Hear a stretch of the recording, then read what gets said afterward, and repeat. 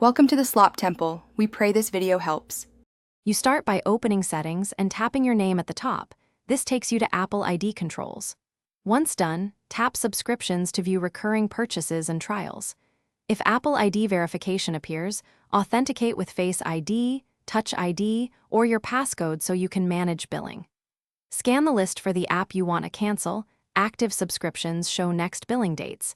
Expired ones show ended dates. This first step ensures you're looking at the right subscription before stopping payments. After selecting the target subscription, tap Cancel Subscription to stop future charges.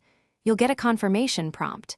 Confirm that you want to cancel and make sure to note the date when access ends, because you usually keep service until the current billing period finishes.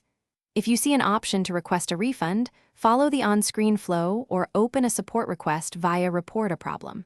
Apple.com. Once canceled, double-check the subscription status, now reads expiring or canceled to verify success.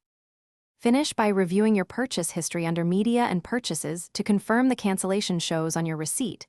This validates the change.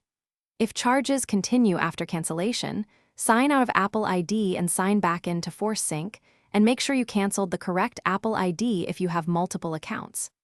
If problems persist, contact Apple support.